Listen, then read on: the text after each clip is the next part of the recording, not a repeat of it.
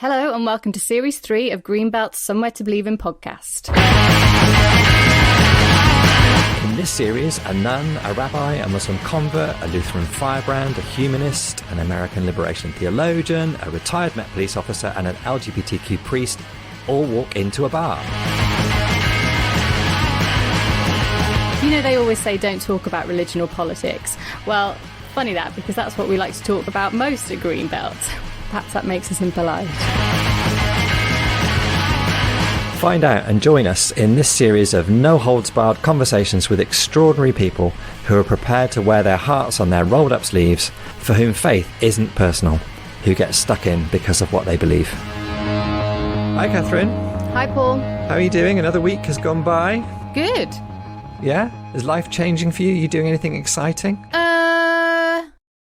No. No. No, I'm not. Are you doing anything exciting? Well, it depends what you think is exciting. I'm doing a lot of work on our half-finished house since I've been furloughed this summer. I'm learning a lot of new skills and taking a lot of time doing tasks I never thought I would do on the house. And I'm actually really enjoying it, but it's probably incredibly dull to anyone else. That's exciting. Learning new stuff is exciting. Yeah, and sort of getting braver about it. Like yesterday, I managed to knock a really neat hole all the way through a 50 centimetre wide block wall construction, which is our house, from the inside to the outside, to put a vent through. And I thought, to begin with, I thought, oh no, I'm going to make a real hash of this. It's all going to go wrong. The house is going to fall down. But by the end of it, I thought, oh wow, that's actually quite neat. The house hasn't fallen down and I can actually fit the tube through that's meant to go through. Success. Yeah, so it's exciting. But you had, after that initial flurry that you had at the beginning of the relaxation, you went away in the camper van and you were going to restaurants. Have you sort of backed off all that now? Yeah.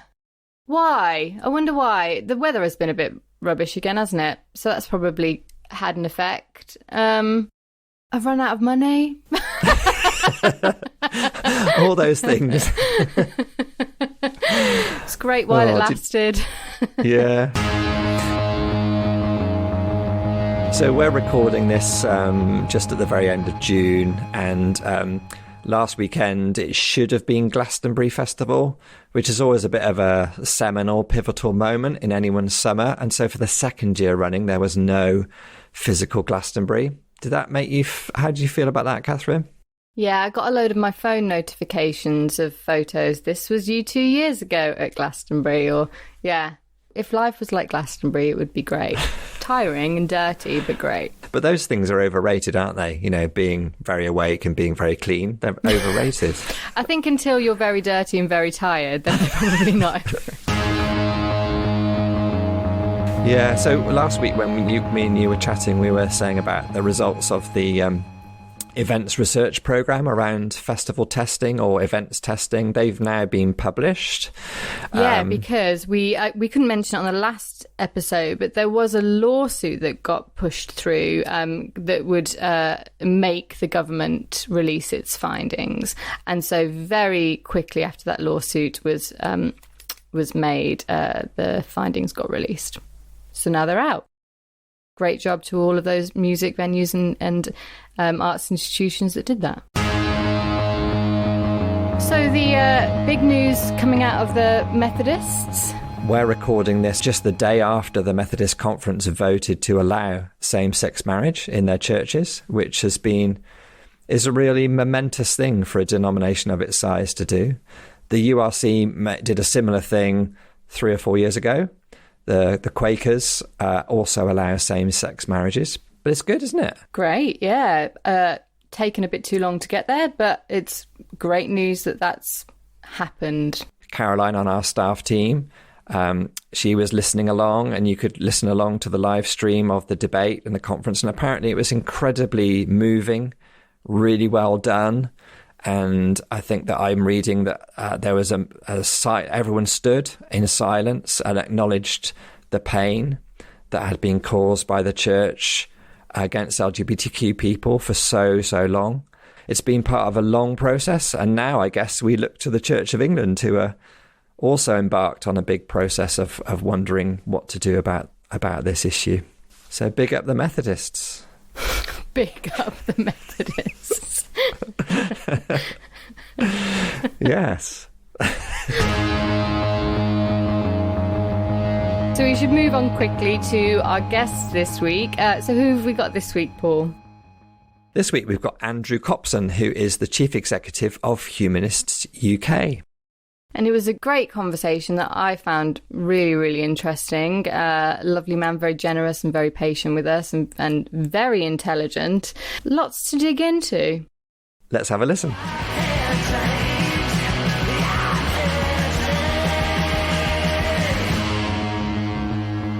Andrew, thanks so much for joining us. Where are you speaking to us from today? I'm here at my home in Leicestershire, rural Leicestershire, a very rural village with just a couple of dozen houses where I live. Lovely. And is that where you've been locked down for a better part of a year now? I have been locked down here, yes, for a long time, which has been, of course, a great privilege in the first lockdown when you got to enjoy, a beautiful spring. And so I got to really do one of the things I enjoy most, which was to go out walking with the dog, see the flowers come up, see the primroses and the daffodils and the tulips, finally try and realise the difference between hawthorn and blackthorn, which I've always known in theory but seldom had an opportunity to practice, which is that, do you know this one? No. I'll tell you in case you're ever dropped in the English countryside and stuck for an identification. And it is important, actually, because you can eat hawthorn leaves, but you can't eat blackthorn leaves, although you can eat blackthorn fruits. Hawthorn sends out leaves before it flowers, whereas blackthorn flowers before it sends out leaves. Is blackthorn the thing that can really hurt you? I mean, the thorns are really, they're really very thorny. sharp and long, that's right. Yeah. And they're also, the fruits are what you make sloe gin from. So it can hurt you in another way as well later on in the year. I also noticed on your Instagram today that Frank Turner is a patron of Humanist UK. That's right. And he was one of our headliners the last time we had a festival in 2019. Oh, you're very inclusive. That's good. He writes very profoundly about his humanist beliefs, in fact, about values, but also about the human being and creativity and so on. We quoted him in the Little Book of Humanism that we did last year, talking about creativity. And he had a wonderful line about when everything suddenly falls into place, when you're trying to create, trying to make something. It's like when the scissors are in the paper and suddenly they start to cut and they just slide through. And I thought, gosh, that is how it feels, actually, when you've been wrestling with a difficult, bit of writing or a difficult job to do, and then suddenly it just slides out. I thought that was a beautiful little metaphor. Yes, he's very good. He was very... What was that song, Katherine, that through his agent, through his management, they reached out to us and said, he's very happy to come and play. Glory, hallelujah. That's right. Yeah. We know you've been asking for years, but would you really, really be okay if he played this song and, the refrain of it says, there is no God? And I don't know. There never was no God. I don't think that did he end up playing that in the live set, Katherine? I can't remember. I can't remember. We said we would be relaxed about that, but I think out of due deference, he didn't play it. Well, that was very courteous of him. Yeah. So, Andrew, could we perhaps come, straight into the nub of things? Is there a way of you succinctly describing for us and our listeners what humanism is? Well, I mean, the word humanism, like all words, has had a lot of different uses in the past. But since the 19th century, it's the word humanist has come to describe someone who has an approach to life that puts human beings at the centre, both in terms of how we find out knowledge, but also how we decide our values and attribute meaning to our lives. So, people ask, well, why is it humanist? And it's humanist originally, of course, because it's human as opposed to divine. So it's a rooting of our concerns and our way of living and our way of making meaning in the human being. And what that's come to mean, of course, is that humanists are people who... This isn't very succinct, so I'm not quite answering your question in the way you asked, but hopefully it's comprehensive. Yeah. The humanist has come to me as someone who sees the universe as a natural phenomenon, doesn't look outside of observations that we can make and test through science to try and understand reality, but accepts that reality is something that is understood through the scientific method. Someone who doesn't look outside of human beings generally for answers to questions of how we should behave, what we should value and why, and where our values come from and what they should be, and also roots their sense of meaning making in humanity, in the condition of humanity. Again, doesn't try and tie the meaning of our individual lives or our species to the fate of the universe or its direction of travel, but accepts that human beings, rather than trying to find meaning in the universe as if meaning is something to be discovered, actually are in the business of creating meaning. We give meaning to our experiences in our own minds as we move through our lives, and we can do that socially as well as individually. So that's really what the word humanist has come to mean. You said there that was, in terms of the language that's been used, that's something that has come into our understanding sort of since the 19th century, the mid-19th century. But would you presumably would argue that form of understanding, that form of being, has been around forever? Oh yeah, absolutely. That's definitely true. I mean, the word humanism comes into English from German in the 19th century and is sort of given this meaning. But those ideas, that way of interacting with the world, that way of thinking about the place of the human being in things, well, that's as old as we have recorded writing from. You can find those ideas expressed in the earliest writing from India, in the earliest writing from China, in the earliest writing from Europe, alongside other ideas. But yeah, humanist ideas are everywhere and everywhen that we find men and women sitting down to, write down their thoughts about these things. There have always been people who've taken the humanist view, even quite, and that sometimes surprises people at the extreme end of things. If you think about the idea, for example, that morality has a biological origin in social instincts and is something that is innate and needs to be developed by society, people think of that as a very modern insight of biology, of anthropology, and of genetics. But in fact, 2,500 years ago, the Chinese philosopher Mencius was saying exactly that, with reference to experience and to the behaviour of children and, with other sorts of evidence. So even very modern ideas that humanists have, you often will find expressed in the ancient world. So most humanist ideas can be detected perennially, as I think Julian Huxley used to say. It's a perennial philosophy. It pops up all over the place where it can. You mentioned something there, which I wonder if you could expand on, because it was kind of interesting, about morality, or the behaviours of morality are biological. They have biological origins. Well, this is a really important humanist proposition, really, and obviously because it contrasts with the very different idea that somehow morality comes from outside people and that it's something that we're not naturally disposed towards, and it has to be enforced or conditioned or incentivised or disincentivized. And I think it's always a good idea when thinking about this to start with chimpanzees, because we know a lot about chimpanzees now. We know their behaviour, and we can observe it. And there's some excellent experiments with chimpanzees, whether these are ethical or not, I don't know, but they've been done, that do things like reward two chimpanzees for the same task, one with a grape and one with a bit of cucumber, or one with two grapes and one with one grape. And you see very rapidly how chimpanzees that are under-rewarded or unfairly rewarded take against this. They get very annoyed. And sometimes they'll divvy up even the rewards that have been unfairly distributed between each other.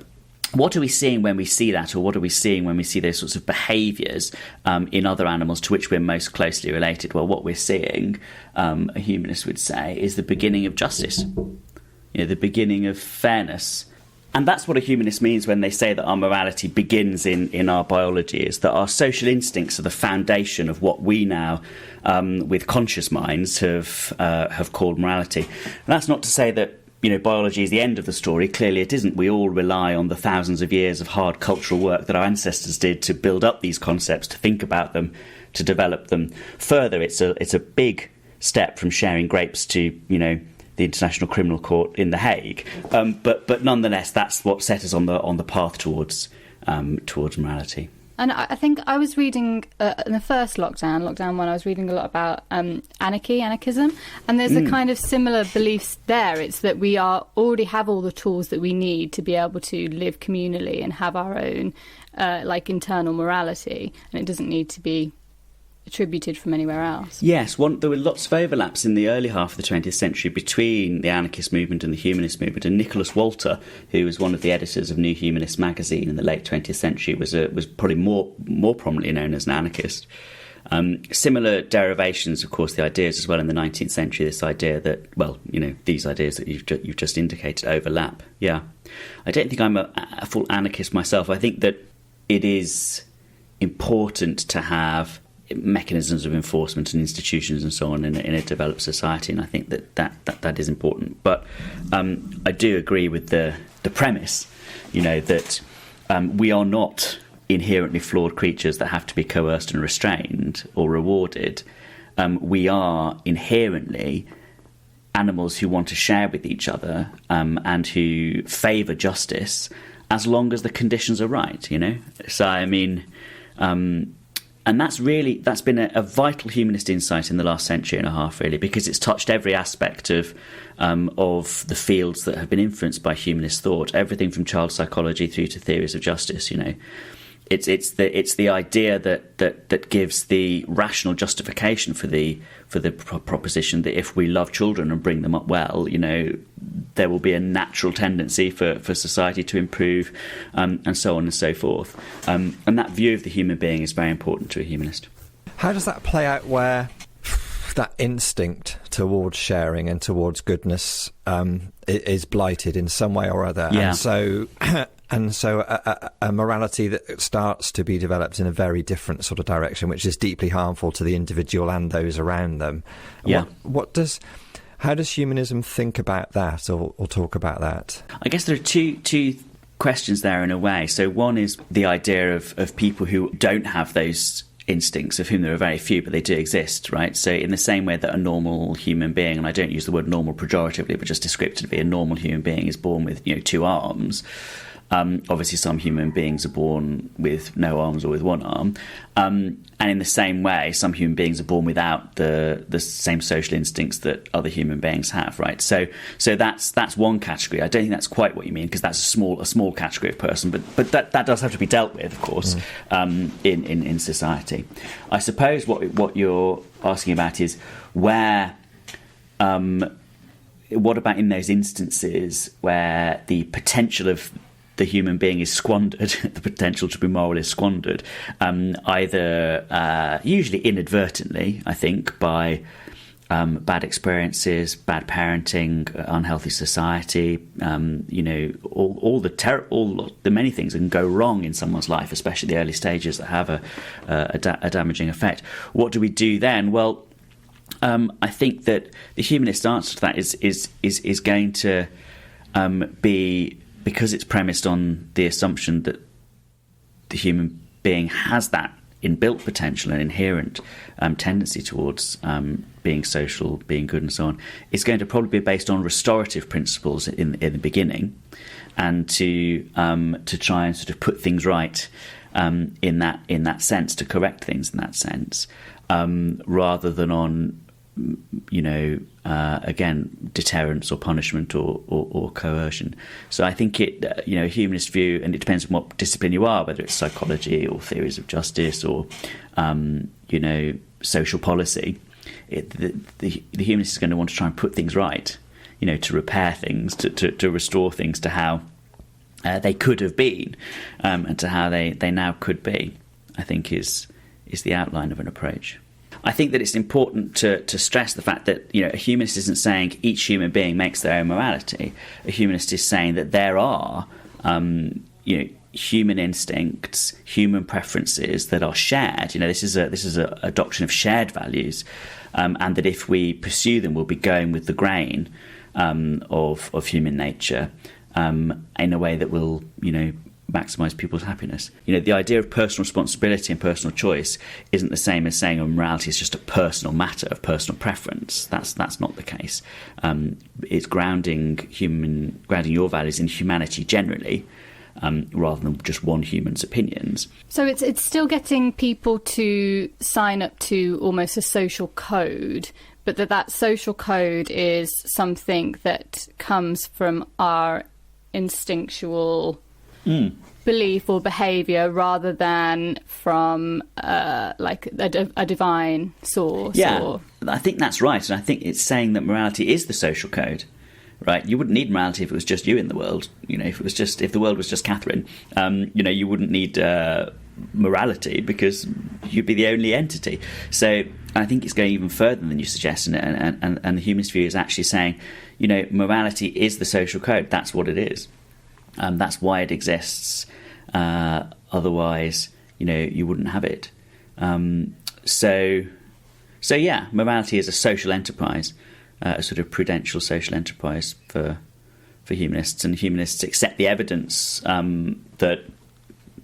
that science presents of where that comes from in terms of the social instincts, and we accept the consequences in terms of what we have to do to sustain it. You know, to build just societies where people can feel that they are a party to that contract, they are part of the community, and so they're in a position where it's in their interests to let their own social instincts have free rein in the same way. That's the hard part these days, of course, is building that just society, and you know, how easily have human societies sorted themselves into unequal and hierarchical situations from what must have been a relatively egalitarian beginning in early human societies. There was a period in my life where it felt like religion and religious ways of thinking were all but going to die out relatively soon. It almost felt like I don't know, it just felt like they were on the wane. I don't know if that was you know, postmodernism in the 90s, or I don't know, those of us who've been brought up inside religious traditions, as I was, I didn't see it as a threat. I just thought that, oh, you know, perhaps religion's had its day in a sense, but it feels like it's made something of a comeback, possibly. Is there any sense in which you see, you know, religions or the religious way of life sort of waxing and waning across, you know, when you look at history? Yes, it does wax and wane. I think that's an important point to make. I think that it was you can't draw a straight line from, you know, as people, relatively thoughtless people, I think, in the mid-20th century might have said, I mean, you can draw a straight line from the scientific revolution to now and into the future, or from the Enlightenment to now and to the future, and you'll see these other beliefs just wane and wane and wane until they eventually disappear. Now, I'm not saying that they aren't waning now, because they are waning, and I'm not saying they won't eventually disappear, although I don't think they will. But the bit I'm contesting is the idea you can draw a straight line from the scientific revolution to now, or the Enlightenment to now. I mean, that ignores, for example, the way in which humanist beliefs, for example, completely collapsed in Christendom. You know, when there was quite a thriving humanistic worldview in the pre-Christian ancient world, which completely eliminated. And so it depends where you start drawing your line, really, doesn't it, as to whether the line is straight or not. It also ignores, of course, in the more modern period, religious resurgences, like, for example, in the 1950s in America, to some extent in the 1950s in the UK, or in the 19th century in England. You know, by the end of the 18th century, things are looking pretty tough for religious institutions, religious beliefs, and then there's a sort of evangelical resurgence. In England, that's explained partly by state enforcement, of course, as well, where, you know, the state just introduces new censorship and conformity laws to protect Anglicanism and to, you know, introduce more disabilities for non-religious people, for Jews and so on, in the 19th century, which is then relaxed again, of course, throughout the later 19th century. But, you know, there are ups and downs. It does wax and wane. At the moment, though, and in your lifetime, certainly throughout mine, religious beliefs in the West have waned consistently. I don't know where some people get the feeling of a current waxing. That isn't happening. It's quite clear from social attitude surveys, from values surveys across the last decades, that the waning is continuing, and not just of belief but of practice and identity, you know, quite considerably. and continuing to do so on every measure. And although some people make a valiant attempt to argue with little bits of data that isn't happening, it is. And it's best just to accept that, whatever side of that discussion you're on. Why does it therefore appear to be waxing? I suppose people are talking about religion a lot more than they did when I was young, for example. I don't know why that is. I suppose it's partly because people have started to talk about religion as threatening in various ways. Everyone knows the impact that 9/11 and other matters like events like that had on talk of religion and what religion is. It might also be that it could just be something as simple as the internet. Like, I think that I'm amazed these days by how many people are interested in Star Trek. I think, gosh, Star Trek is really having a renaissance. And then I asked myself, well, actually, isn't that just because when I was a teenager watching Star Trek, no one else at school liked it, and now I've got access to the internet where I can easily make contact with lots of people who do? Do you know what I mean? Like, there might be an artificial feeling that sort of everyone's suddenly interested in this, but all it means is that, well, you just are connected with them now where you weren't in the past connected with them. So I don't know what it is. I think that churches also are making a concerted attempt to speak more about things and to make their public presence known. And whatever you think about churches, the Church of England is the second biggest landowner in England, the 8th richest NGO in the world, incredibly powerful, has unrestricted, almost unrestricted control over a third of state schools, where it can do the assemblies, and they have television slots on the state broadcaster and so on. And so if they decide to speak out and to up the ante and to talk more about religion, rather than, as they did perhaps when I was a child, keep quiet, and church school assemblies when I was a child were indistinguishable really from community school assemblies, whereas now the Church of England produces Christian resources for use in schools, Christian. So I think churches sort of being louder might be make us feel like religion is more prominent. I don't know. It is more prominent, you're right, than it was in my case, sort of 30 years ago when I was a teenager. But I don't think that's because people are more interested in it necessarily for themselves. I think one of the interesting things about especially younger people now, but it's also true of middle-aged people, is the composite nature of their worldviews, the eclectic nature of their beliefs. I mean, there never has been a perfect Christian or a perfect humanist or a perfect Muslim in the sense that you've got someone and that 100% of their beliefs are standard Christian ones, or 100% of their beliefs. I don't even know what that would mean, what that would look like. But certainly it is today that more than ever, people's beliefs are eclectic, and a bit from here and a bit from there, and a composite bit. Are your beliefs eclectic in any way, or are you 100% humanist? Well, I'm 100% humanist, I think.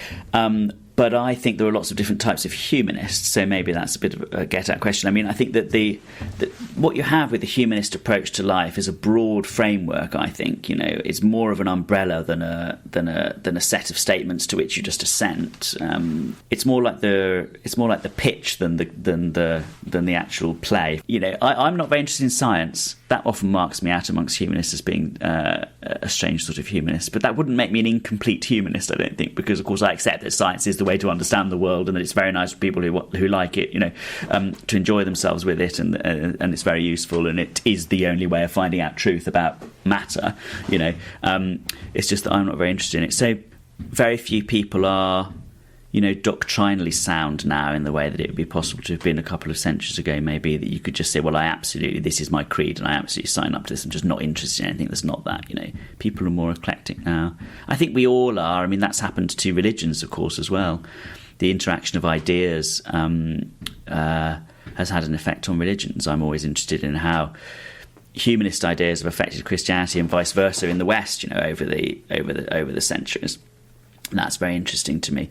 And in a more modern times, for example, how the availability of humanist funerals and humanist ceremonies has changed church funerals and church ceremonies, which, for example, you find that Christian funerals now are a lot more focused on the person who's died than they were 100 years ago. And I think that's in part because of the social availability of humanist funerals that are all about that, and people see one thing and they want that in their own, and just... We're responsive to and incorporate and or reject all sorts of different ideas, aren't we, these days? Especially those of us who speak the English language, because so many ideas are available to us in that medium. And I think that's what I'm talking about. That today, especially amongst young people, the eclectic nature of beliefs and values is more obvious. And I think that's great because, of course, by the way, I think that all of these things are human creations. Right? I mean, obviously, a humanist view of all the religions of the world is that they're things that human beings have manufactured, not deliberately necessarily, not by design, but that have come about through human creativity, imagination, sometimes negative desires to control and oppress, sometimes positive desires to celebrate and enjoy different things. And so, I think that if we take them on that basis, then they're all open to our use. Why not use the insights of thinking human beings from all over the world and all over time in all different cultures to make sense of our experience, if we accept that, after all, as the humanist does, that's what they are: human stories, human ideas, human ways of making sense of things. And because of that sort of porosity or that eclecticism and that increasing sort of ideas sharing that there is undoubtedly going on, is that one of the reasons why, as a humanist, or humanists would really, really deeply want to challenge that idea of special protection for certain ideas? So, when you're drawn in on the news or on the radio, often it's to speak into situations where perhaps a particular religious community is appealing to the protection of or that's blasphemous for you to say or think that. And in recent times, the depiction of the Prophet Muhammad has got certain communities in Batley Grammar School. Batley Grammar School, yeah, very riled. And how does what's your view of blasphemy laws, of even the idea of blasphemy? Well, I have no belief at all in the concept of blasphemy because it is by its definition an insult against God, and I don't believe there is any God, and so that's a dead letter, it is, from the start, as far as I'm concerned, the idea of blasphemy. So I suppose what we're left with there is the question of offence. The wider question always seems to be, to me, are there grounds to protect people from offence? And I think that, broadly speaking, with some caveats, the answer is no. There aren't grounds of protecting people from offence. And of course, I go back and forth on this question, as we all do these days when we're confronted with these very difficult situations throughout society, and the important thing to say is that it depends very much on context. I mean, that's an important humanist value, of course, but it's a value for lots of people too. Is that no two moral questions are identical. Every context is different from my point of view, at least, and you can't uniformly apply the same rules in one situation as you would apply in the other. So, but with just sticking with the concept of offence, I don't accept that offence is a harm necessarily.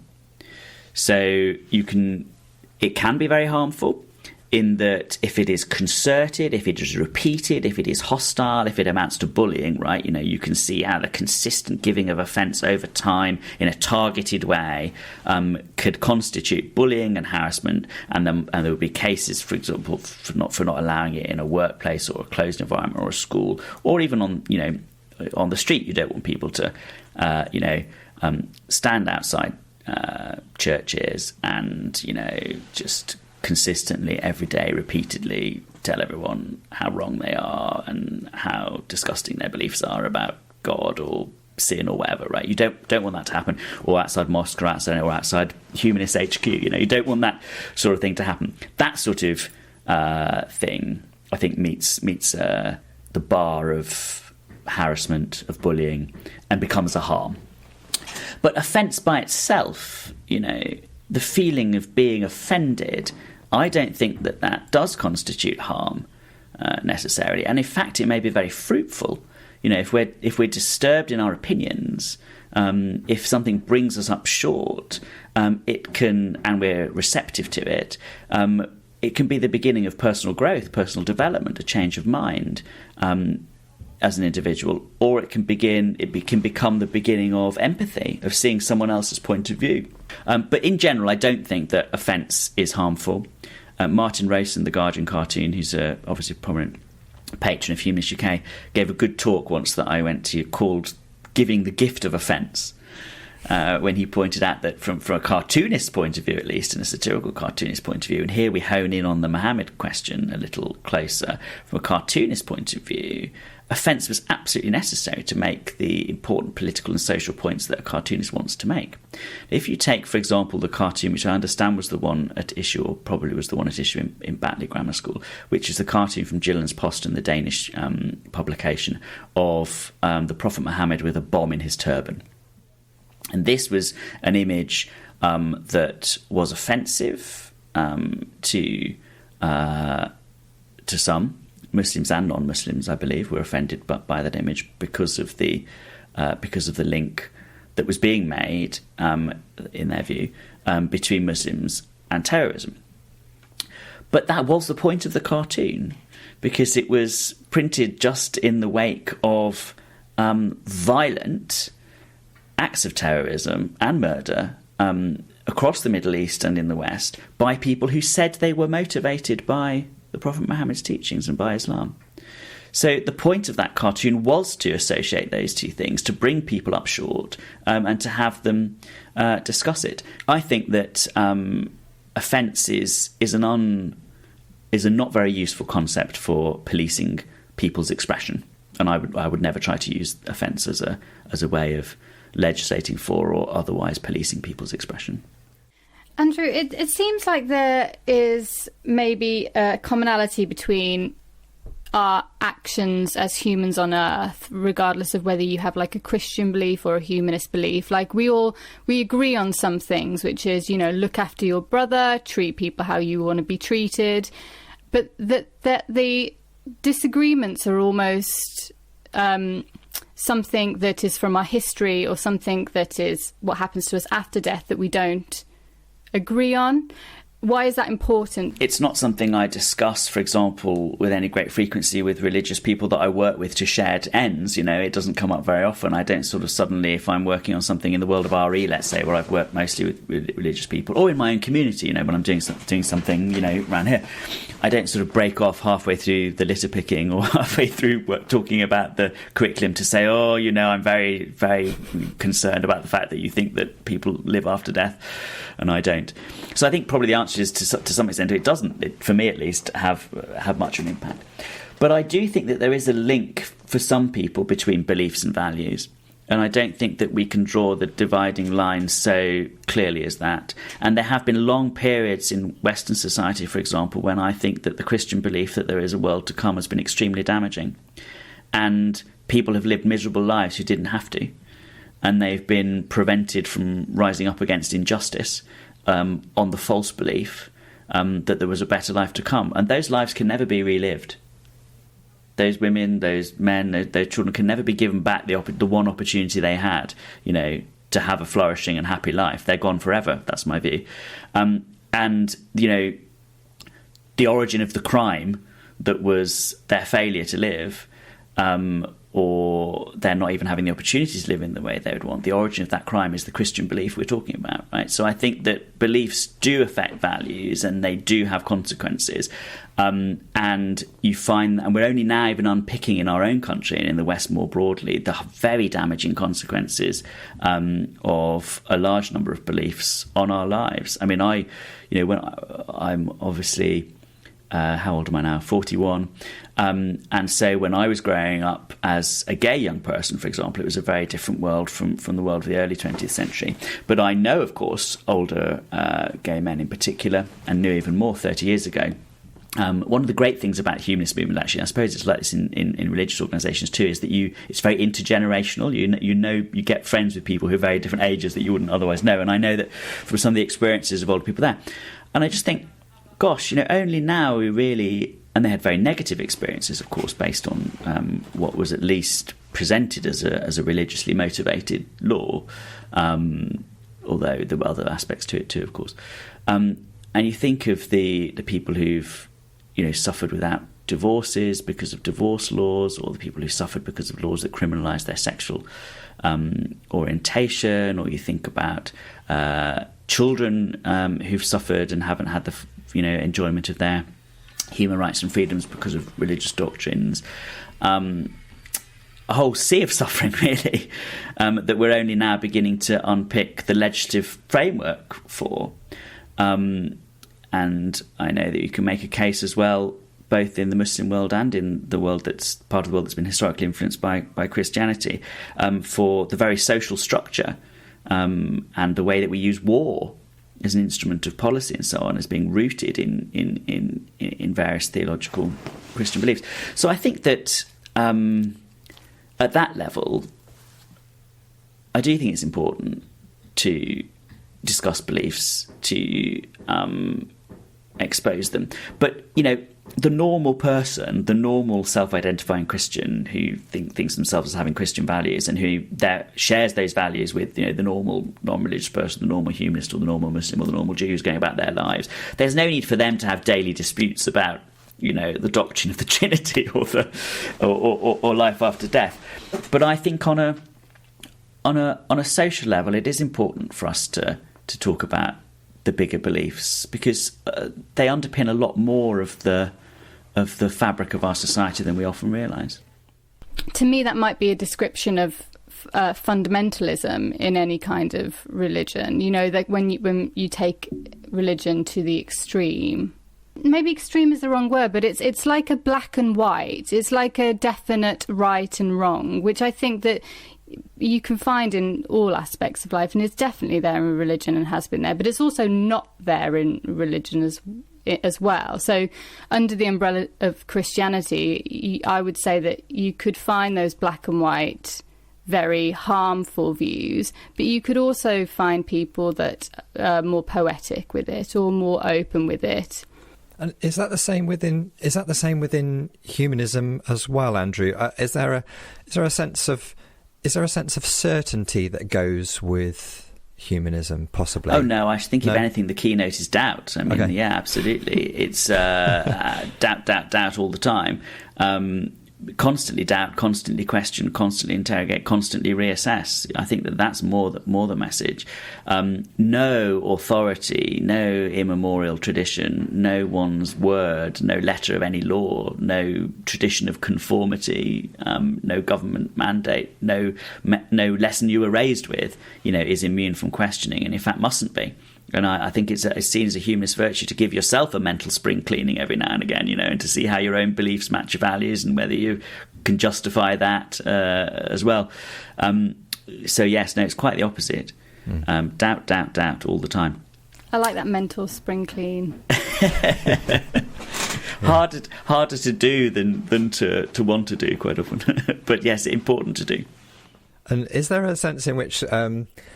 because like in our religious tradition, and certainly sort of like with a Greenbelt worldview, if there is such a thing, I think we would see the best of religious instinct being about wanting to speak truth to power, whatever you mean by that phrase. And some of the things you've mentioned around state schools, the wealth of the Church of England, where do humanists stand on that sort of, we've talked about the way that our morality can morph towards a form of social justice, but where do humanists come in on that sort of like calling out the harm that power wreaks in the world, in whatever form that power is found?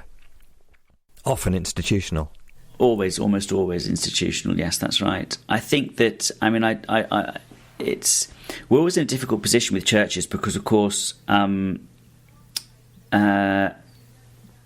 criticism of churches and their use of power that come from humanists is often dismissed as anti-religious, right? So it's often better if criticism of churches comes from Christians, because otherwise, I don't think it's right. I think it should be dismissed as anti-religious, but it gets dismissed as anti-religious, and that's easy especially for cynical people who are trying to preserve their power, which of course is true of many people at the tops of many churches and institutions. They can more easily dismiss critiques that come from humanists than they can critiques that come from Christians. And of course there's a fine tradition within, I was going to say Protestantism, but of course to some extent within Catholicism as well, of dissent and of challenge that clearly is much to be endorsed. I believe in dispute. I believe in the healthily disputatious nature of, especially of Western society, but of all successful civilizations, really, I think. But the question of that's churches, and I do think it's important to continually to question church power. And I do think people are remarkably blind to the continuing wealth, power, influence and privilege of the Church of England in England. And I think that's, I don't know why that is. I think it's because it's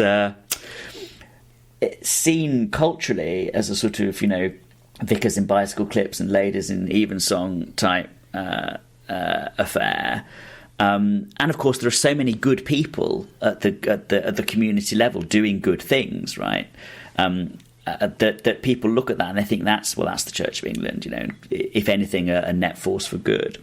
And people aren't aware of the institution, of the wealth, of the power, of the influence, of the policies, to do with schools or to do with, state-funded chaplaincy or bishops in the laws or all those sorts of things where the effect is quite different. Anyway, so forget churches. But power more generally, you find recurring, especially in the political humanist tradition, especially in the last 100 years. We're celebrating our 125th anniversary as an organisation this year, and it's been interesting to look back at the people who were at meetings and writing the pamphlets and doing the causes 125 years ago, and the sort of things they were interested in, and especially in the mid-20th century too. And it was all about, how do we as a new democracy, which Britain was then becoming, of course, in the first half of the 20th century, how do we make sure power is exercised for people? How do we make sure that, justice is seen as an aim? How do we make sure that the individual matters? How do we make sure that, our institutions are constrained, and that there is social justice as well as individual human rights? And I would say that was something of a humanist obsession, really, because, politics and theories of human justice is all we have. Nothing else is going to, when we're dead, that's it. So that if there's ever to be justice, if there's ever to be a good life for as many people as possible, well, it's got to be in this world. And the only mechanisms by which we're going to bring that about are political ones. And so it's something of an obsession. I don't think it's any accident that people like Bernard Crick, who brought in citizenship education, for example, or Karl Popper, who wrote about the Open Society and thought about this, or that so many thinkers and activists around justice have been, associated with the humanist movement or had humanist ideas. Clement Attlee, Ramsay MacDonald, and Nye Bevin. Jenny Lee, the inventors of the welfare state, the inventors of the Open University, they're all humanists. And so I think that it's all about the rightful exercise of power. And unfortunately, in Britain, power is extremely unevenly distributed still, and possibly even becoming more unevenly distributed as time goes on. I don't know why that is. It has a complicated set of causes, I suppose, but part of it, I think, is the low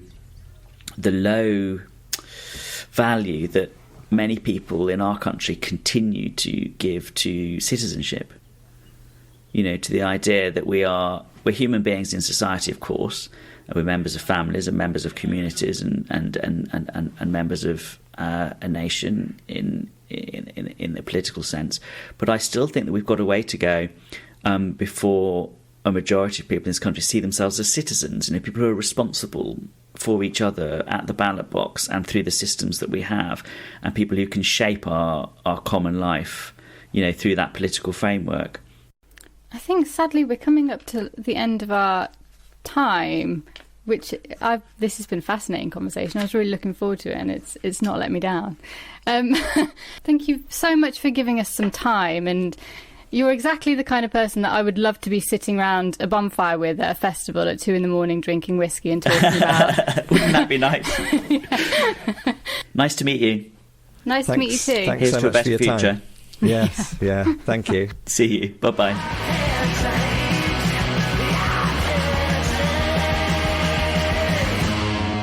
So that was really, really interesting. Did you enjoy that conversation? Yeah, fascinating conversation. Yeah, it's nice that we got to laugh with him a little bit about that Frank Turner story at the very beginning, about when Frank came and headlined the festival. And we'd had those conversations with his management about the song Glory Hallelujah. Yeah. So, because Frank Turner is somebody that you've wanted to the festival for ages, and I've seen Frank Turner live and I thought he was brilliant, and I've also heard him sing this song live. So straight from the beginning I was like, I'm not sure about this, because the chorus says, there is no God, clap your hands together, there is no God, ring that victory bell. And I couldn't imagine that chorus happening over Greenbelt, but you were more relaxed about it. Yeah. I thought, if we want to have Frank Turner to the festival, we want Frank Turner to the festival, and that's part of who he is. And it's a great song.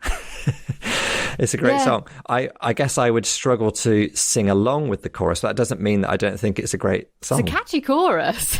Very catchy. Very catchy. I can see why so many people think that. But in the end, he didn't actually play that. I did remember back and ask a few people, and he didn't actually sing that song in the set at Greenbelt, which we didn't say that he didn't have to, if you see what I mean, but he chose not to play it, which, as Andrew Copson said, was very polite of him. Yeah, and actually I remember you looking through all the lyrics of those songs. He wrote us a very thoughtful email kind of talking about it, which was really lovely and really kind of him. And you looked through all the lyrics of the song and you explained to him why we would be totally relaxed, and that the religion that he's talking about in that song is not a kind of religion that we would recognise or we would believe, and that we are inviting him because he's an amazing musician, and we wouldn't want to shape or change anybody's artistry in order to fit in with our festival, which is exactly how we should be. And sometimes I get scared because I can see the complaints. I think it just shows to me that you care. When we're curating the festival, we do have to think carefully about everything that we stage and promote and produce, and it's all part of that care and concern, thinking about the artistry that we bring to our audience. And one thing that, right at the top of the conversation, you asked Andrew, how he'd been. He lives in a small rural village in Leicestershire, and he talked about the privilege and how much he'd enjoyed lockdown 1. And it took my mind back to those days. I don't know about you. It feels like a long time ago now. It's odd, isn't it? Because I'm really aware with these podcasts. Me and you, we've been doing these podcasts all through lockdown 1 and lockdown 2 and lockdown 1B when we were in the tiered system, or however you want to call that. And and we've found some positives in it, and I'm really aware that not everybody that is a privilege, and that isn't universal at all. There's probably a Venn diagram which includes things like number of kids at home, size of house, or whether your income has been stable, or mental health, and all of those things. I'm not sure I've been paying close attention as Andrew has, though, because I'm not sure I'd know how to identify a hawthorn from a blackthorn. That's fine. Just don't try and put any of them in your mouth. What about that bit, Katherine, where you were asking Andrew about the overlaps or the connections between anarchism and humanism? I thought that was quite interesting, because anarchism is something that you've developed a bit of an interest in. What can you tell me? Yeah, I have developed a bit of an interest in, and it's funny actually, because I've got a few books on it in my house, and my dad came round a few months ago and saw the books on anarchism and was like, oh my gosh, what has happened? Very worried, because Did he report you to the Prevent programme or something? Probably, because people's ideas of anarchism is very, and mine was very violent, kind of belief system. And when I started to read about it, actually, it was nothing like that. So I found that quite interesting, wanted to learn more. Because, so from what I understand, anarchism is the belief that we all have social and individual instincts. So that's kind of similar to what Andrew was saying, like these are innate with us. And that in order to, and we have everything we need in order to live a happy and social life, we're born with it. And anarchism wants to release people from release these social instincts from its captors. So in terms of religion, they think that's a domination of the human mind, and that property is a domination of our human needs, and that government is a domination of our human conduct. And so the idea is to release ourselves from all of those things. Oh, that's really interesting. Have you found, since you've read into that and thought more about that, have you found it a helpful way of thinking? Would you describe yourself loosely as sort of like at a gut level? Would you, given ideal circumstances, would you say that you would be drawn towards anarchism? I'm kind of drawn to everything, I think. I think I can see a lot of sense in it. Like, to me, releasing ourselves from those things is the ultimate freedom, I guess. Andrew was saying, actually, he doesn't see himself as an anarchist because he does think there needs to be some sort of like overarching government or systems in place in order for society to function. I don't know whether they do. Maybe. TBC. Let me do a bit more work on it. Yeah. When we're going about our everyday lives and we're just involved in working together, the big religious differences don't seem to matter. And I think he came back and said, yeah, you know, like if I was out litter picking in my village, I wouldn't stop and chat with people about what they thought about transubstantiation or the afterlife or something. But behind all that, the bigger picture is he was arguing that actually it does matter what people believe and why they believe it and how they believe it, because it really affects the way that society works. And in particular, he said about, you know, that really obsessive belief with the importance of life after death has resulted in all sorts of really damaging stuff happening. I thought that was quite powerful when he was talking about that.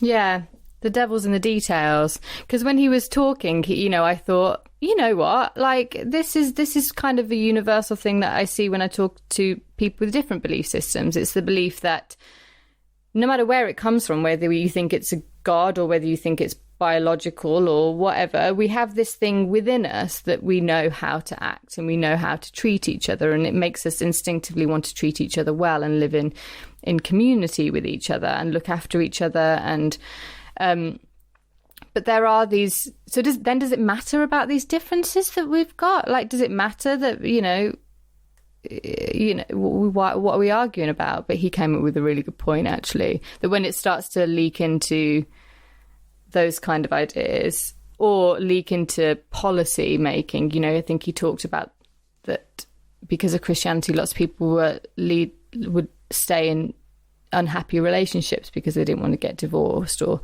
that people would maybe not be comfortable with their own sexuality because it was taught that it was bad. And actually, those are quite harmful things, in my opinion. You know, even more widely than that, you know, just people being asked to suck it up, just to put up with stuff because, don't worry, here's the prize. When all this is over, you can go to heaven. And as a result, it sort of almost can encourage a sort of a passivity and putting up with things, which is really, I thought Andrew was really powerful, saying those people only get the chance to live those lives once. And if religions are telling them a story that say, just go along with it, put up with it, take it on the chin, I mean, that's not great, is it? It also stops you from making change, you know, seeing things that aren't working in your community or society, or seeing people that are hurting in your community or society and feeling like you should do something about them in the here and now. Like he was saying, social justice is all we have. Like, this life is all we have. So, you know, we're drawn to social justice because we want to make things better. I remember in the 1990s, Christian Aid, who are one of our partners, our main partner at Greenbelt for so long now, 25 years or more, they had this brilliant tagline that says, "We believe in life before death." And I thought that was really, it's stuck with me ever since, because, you know, as a Christian NGO, primarily drawing on the support of the churches, what they were trying to say there is, look, it's not all a pie in the sky when you die. Our mission, our work, our love needs to be about the here and now. It needs to be about building a fairer and a more just society before people die. What What did you think? He was talking a lot about how, especially now, maybe because of the invention of the internet and how we're able to kind of find people that agree with us or find out about lots of people, different people's belief systems, that there is a more eclectic nature to people's belief systems now than maybe ever has before. How about you? I mean, obviously you work within an organisation and for a festival which has Christian roots and a very strong Christian identity, but do you look to other sort of religions and belief systems for inspiration and encouragement and ideas and stuff? Definitely. Yeah, different and philosophies and stories, definitely. And it changes all the time. I don't think I've ever had a set belief that hasn't changed, and so I'm always very cautious about going to people, well, I believe this, or this is definite, because it changes and I learn more and I grow up and it changes.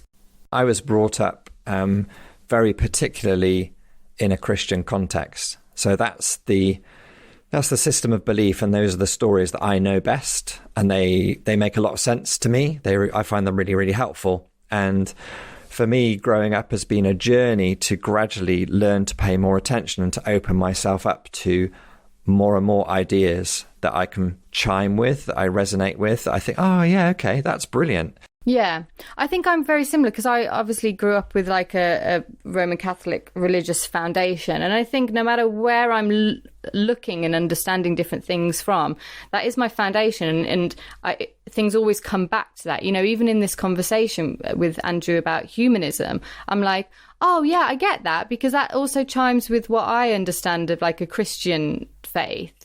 You know, they go together. That's my comparison about everything that I'm learning, I guess.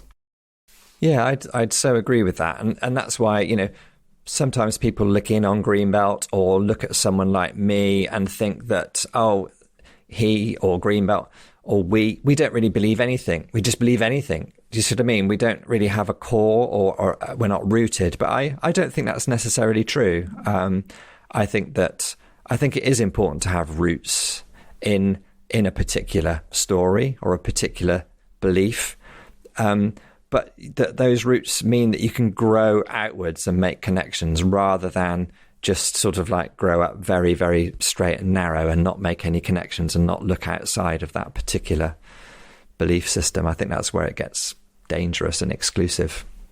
Those roots are what built the festival, but we house a lot of different people within that building. Yeah, like it. We've grown a tree which has grown big and spreads its branches and its boughs wide, and to give shelter to all. What did you think? There was one really important section where particularly you were going back and forth with him about sort of morality and biology, and it connects to what you were saying about anarchism, about, you know, naturally, as humans, we have what we need for things to turn out well for us and for society. What do you think about that? Yeah, this is something I'm really interested in because, like, when you have a look at the animal kingdom, for example, I feel like there is maybe an understanding that animals are born with the things that they automatically need in order to survive and live a healthy, happy life. And I do think that humans have that too. Yeah, you could call that God, or you could call that evolution, or you could call that whatever. I do think that I do believe that. What do you think? That's the bit where I don't feel entirely comfortable about that, because I just think that life is a little bit too broken on too regular a basis to trust that completely. And one of the reasons why I still hold on to my belief in Jesus Christ and the Gospels is one of the things that I think that my faith acknowledges, is that no matter how good we want to be, no matter how good the conditions are, we will still make mistakes and hurt ourselves and other people, because there's something about being a human that is definitely not perfect. And I know that Andrew wasn't saying that humans are perfect. He definitely wasn't saying that. But there's just this little logic in the humanist approach or argument, which seems to suggest that if the circumstances are right, everything will be all right. I don't think that's necessarily the case. And one of the reasons why I believe, why I have a faith and why I put my trust in God is that I know I need help. I know I need help to do better, to love better, to be more generous. There's a question there about whether humans pop up perfect with everything they need, or whether humans are inherently flawed and so then need like a set of guidance about how to deal with that flawed part of humanity. You see, I don't necessarily believe wholeheartedly in what the Christian faith would call original sin, which was what could connect with that idea of humans being born flawed. We need much more time to talk about all that sort of stuff. Oh, we could talk about this for hours. All I know is that without some form of love and support and challenge and understanding that comes from outside of myself, I would struggle, I think, to be fully human. So anyway, another fascinating conversation. It almost feels like that particular one, we need way, way more time than a podcast allows to... Let's get him to the festival. We need to have a good old convo. Yeah. I'd like to have a drink with him.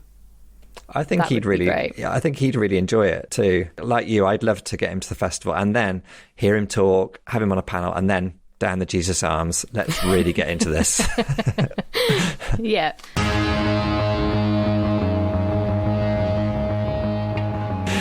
Anyway, who are we talking to next week on the podcast, Katherine?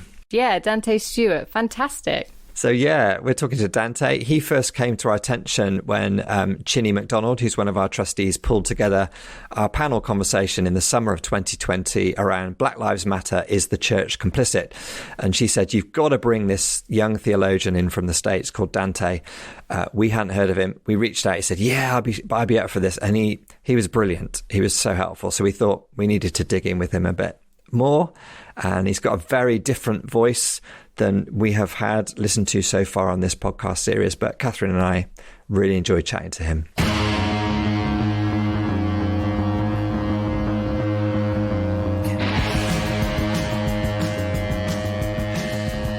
We always like it when people respond to the podcast, to tell us what you're thinking. You can email us on stbi@greenbelt.org.uk.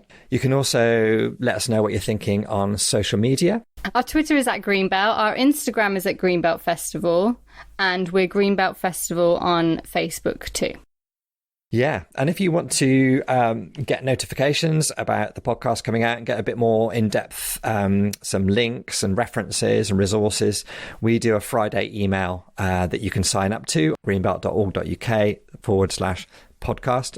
We'd like to say a few thank yous to the people who help us make these podcasts. Thank you to Daisy Ware-Jarrett on the staff team who helps us produce this podcast. And thank you to Paul Truman, again on the staff team, who helps us frame the episode.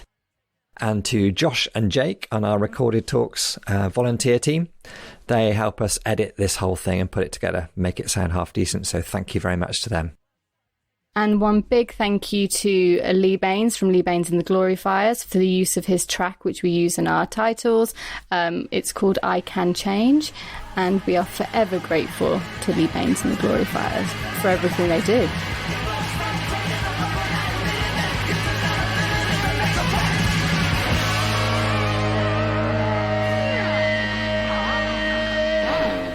It was funny how there was our podcast got interrupted, didn't it? It did. Yeah. We'd sent someone round to have a word. We've got our people everywhere, even in rural Leicestershire. Sorry, there's someone knocking at my window. That's face. Do you know who this is? You'll laugh at this. It's the church warden. Because she's obviously heard that I'm speaking to. Will you give me 5 seconds? I'm very sorry.